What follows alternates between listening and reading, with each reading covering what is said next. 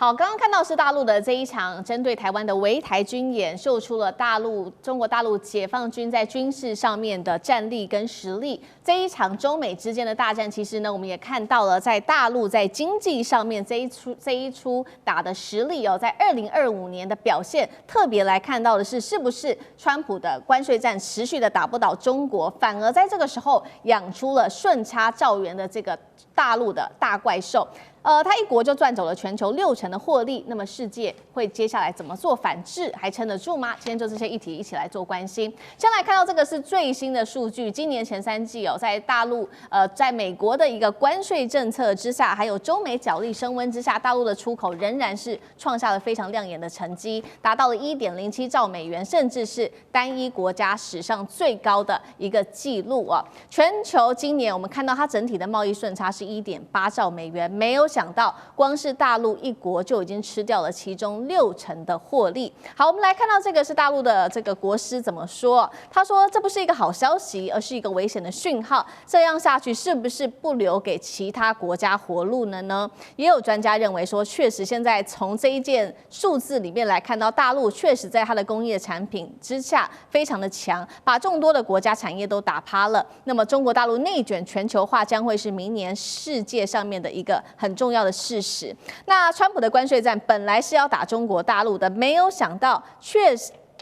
从这个关税上面的数字可以看到，中国在经济上面的表现，尤其是出口越来越强。确实，它对美国的贸易出口11月呢是暴跌了17%左右，但是它由其他的国家补上来，不管是非洲国家、欧洲国家或者是东协国家，尤其针对东协哦，这个出口的成长是最高的，年增幅达到8.5%。那出口的产品以哪些为主呢？目前我们来看到，主要还是以这个机电产品是最大宗的，占比高达了60%，不管是手机、PC、家电、机器人等等。那么跟去年做相比的话，出口表现特别好的产业包括了有半导体年增幅25%，还有大陆的汽车年增幅17%。另外就是新三样表现也特别的好，在电动车电池跟太阳能领域是全面的爆发，所以可以看到这个2025一整年大陆电动车出口已经突破了500万辆了。11月份单月出口20万辆，年增幅竟然暴增了87%，对墨西哥的出口更是暴增了237%。但是在此刻，通用汽车的执行长他是这么警告，他认为大陆现在看起来虽然是在电动车表现很好，但是他解读是因为大陆的内需太疲软了，产能过剩，才会被迫向全球做倾倒。真的是这样子吗？那么我们今天也会节目一开始特别请上这个帮我们来做一下分析哦。当中国大陆刚刚讲了嘛，一国拿走全球60%的顺差，其他国家的产业会怎么样来做反应呢？这是大陆中国制造的全面胜利，还是产能过剩的一些问题？上次哥怎么看？怎么办啊？这数字太猛了，大家不要小看哦，因为就2025年，如果到我们现在12月底结束，可能会破1.2兆，整个顺差哦，现在预估是这样子，太猛了，很恐怖。这个数字不是可以不只是耀武扬威。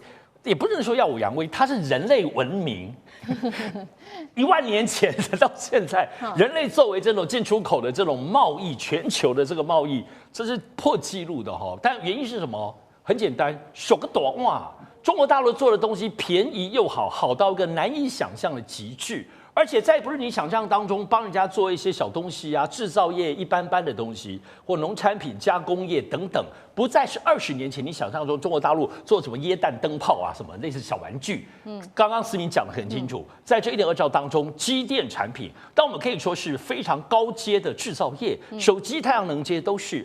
半导体，天哪！半导体晶片的出口也是在这里面，当然还有电动汽车，相对来说都是单价相对比较昂贵，而且技术密度很高，还不见得是别人有的，或者中国大陆更有量，刚刚讲更便宜。那这样子的状况，其实确实是有一点点隐忧。那我认为这个隐忧当中，你觉得中国大陆、北京、中南海不知道吗？都知道，但是这个隐忧是没有办法控制的。中国大陆也太内卷，所有东西都来竞争，也放任大家在里头互相的拼命。所以他们能够卖出去的东西，都在中国大陆已经互相杀得死去活来。简单讲就是优化，无论成本、价格、性能、材料，而这些东西你要知道，中国大陆不是直接卖到国外去，卖给美国的民众，卖给欧洲民众，没有。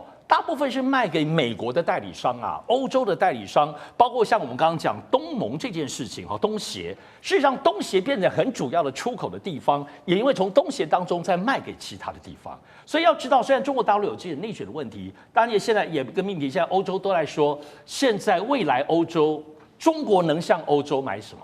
农产品吗？没有，所有的东西，包括德国汽车吗？现在这样子的命题，确实是这种所谓的顺差逆差已经到个很倾斜的状态。中国也必须思考这个问题，但也不是说让你把自己斩掉你自己的制造业或生产或出口能力就 OK 了。人家欧洲或美国扶不起的阿斗，人家福利国家赚了几十年的钱，现在是中国主要是刚刚讲制造业跟整个产业链的完整性，不只是支撑整个国家的国力，再加上中国大陆跟其他地方不一样的是，中国这1点多兆里头很多是国企赚的，而且在内部的需求当中，民众买不了，由国家投资，包括光电业，你看到新疆、内蒙盖水电厂。所谓我们都知道，所谓的国家投入基础建设就可以带动所有的内需，特别是制造业跟工业。中国大陆持续这么做，也做几十年，到现在还没有断。2026年还有一大堆要做到2030年，所以这个问题不只是中国问题或全世界的问题，但还是有每个国家治理跟经贸结构。战略的部分的问题，欧洲还没有想出来怎么办。美国有一点自己的想法，因为川普，可是中国只能你知道，就是咬着牙继续前进了。是同样的问题，干哥又怎么看呢？那其他国家要担心吗？就是说，像制造业大单都被大陆给拿走了。其实担心也没有用嘛，对不对？我光讲一个故事就好了。你知道今年德国卖给中国多少货品？810亿欧元，好多哦。800多亿欧元，那是多少钱啊？结果你知道吗？中国它本身，它跟那个德国，它买只有810亿，可是德国却跟中国买了1600亿，大家就知道说，德国反而买了更多，德国跟中国买是1倍以上的货品，你心里就会想说，那根本德国这样怎么做生意呢？它完全被中国给逆差去了，对。所以中国其实它对光德国这个国家顺差就是1倍，那跟美国更不用讲，它对于世界各国，你看跟墨西哥的那个顺差竟然达到那么高的数字，2000多，所以大家就晓得说，中国就说它的内需不足的情况之下，它到货给全世界，很简单，你要是觉得说不行，产品不好，我不收，那就不要收了嘛，是，对不对？或者是说可能这个物联那个价美，那东西会不会真的好？你会不会觉得有一个问题？你心里会打个问号？而事实上来讲，今天你看到它的电动车，你看到它的太阳能电池，你看到它所有的商品，你都会觉得说，我就是要它的商品。为什么？因为它的商品会让我觉得说物超所值，这个是最重要的。美国在2次大战的时候，它成为全世界的民主工厂的时候，也就是因为它真的是物超所值。过了70年之后，现在换人来做，大陆现在坦白讲一句，它就是全世界的工厂，它是超级工厂，因为它不会变。为什么？全世界的贸易顺差只有1.8兆，它就占了1.07兆了，而且这个数字会不断的在增加当中。那究竟谁来控制它？墨西哥说明年开始，我们刚刚讲墨西哥，他就说对于大陆来的1400项商品，他要完全进行50%的关税。我希望他做得到。如果墨西哥做不到，没有一个国家能够挡得住中国，这是未来的趋势嘛。所以我觉得说，中国自己本身，金灿荣教授跟很多专家都讲说，这对中国自己本身并不是什么好事。为什么？因为别人就会祭出报复的关税大旗。中国有时候在这方面可能要自己私底下要考虑，因为国营就是国家补助 GDP 已经达到5%给这些企业了。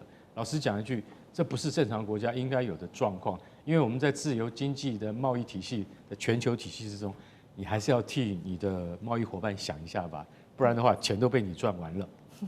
好，2025大陆的出口现在创下了一个新高。那这个是 Barron 特别点出了说，他认为说大陆现在有它的优势，不管是在明年的经济表现上，其实都是看好的。他甚至预期说中国大陆比预期更顺利撑过美国的关税，但是他也有提出一些的问题。好，优点跟缺点带观众朋友来看到。首先 ，Barron 特别就这个金融市场做了一个解读，他说2025年大陆 MSCI 中国 ETF 是大涨幅度高达29%，相较于美国的 S&P 只有18%而已哦。那市场就解读说，确实大陆比预期的更顺利，撑过了美国的关税。但是他也点出了大陆目前的一些问题。他认为大陆 GDP 的80%是来自于旧有的经济，这所谓的旧经济当中，包括了房地产。他认为大陆的房地产持续的低迷已经4年了，而且房价还在持续的往下跌。包括了投资销售，他也认为双位数的衰退，固定资产的投资年减幅更是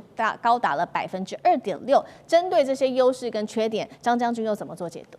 我认为中国大陆应该是这个样，它这个内需都一直都是疲软，靠赚钱。那赚钱的话就要搞外销。那中国大陆这个产品价格它有优势，便宜，大疆的市占率占全世界的这无人机商用的70%，我就赚全部，你们要买嘛？这市场是自由竞争的，那我赚钱。中国大陆高铁5万公里，大概全世界的市占率的我们讲的高铁好了，中国大陆也是占了70%啊。关键是它这个成熟之后，我们知道价格就低了，一低，你这个任何同样的产品、同样的规格，你价格越低越有竞争力。那就这样。最重要的是为什么在哪里呢？那中国大陆有一个习惯，会造成它内需很低。以前是养儿防老，现在存钱防老。所以中国大陆储蓄率很高，它不花钱，变成这个样。在2024年去年，它的储蓄率是55%，就是你赚100块啊，你存55，你只花45块，那你想想看，你在市场上会有多少钱？中国大陆实际人口，但是中国大陆现在人年均所得14000块美金。你又存起来了，你还有多少钱拿出来消费？为什么？你都存钱防老啊，你都存钱买房进去了，你都不消费啊？那我就卖到全世界去，所以是这个样子，那赚全世界的钱。因为你在国内赚，大家都不买，都很舍盘，都专门赚，把钱存起来，这状况是变成这样。那我们来看，那中国大陆会不会转？我认为中国大陆会转型。你可以看它新能源车。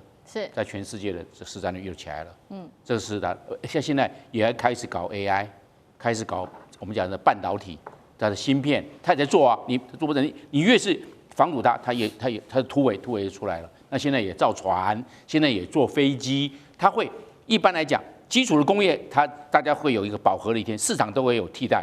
那这样，但是它也一直在创新啊，在突破啊，不是这样子吗？又让它到达另外一个境界。所以这样来看的话，中国大陆最重要的，我认为是跟其他的结构是不一样的。为什么？中国大陆的所有的土地全部是国有，不能炒地皮。是你要赚钱就搞制造业吧。所以中国大陆制造业在全世界占比30%到32%，远远领先美国。美国大概它的制造业的比例大概是13%到14%，远远超车。那在这靠制造业是硬功夫。你其他的，你炒地皮赚的钱是虚的嘛？衍生性的商品，股票、债券、保险，那是虚的，那是金融，那金融市场、保险市场、衍生性商品的市场，这制造业是铁的。对，你都要所有东西都要制造业吧？那所以中国大陆是走这个，而且它还会去创新来突围。所以到目前来看，它的内需是疲弱，但是它的外销仍然会保持一定的我们讲的高水平。好，谢谢将军。那我们休息一下，马上回来。地缘政治、美中之争、战略价值。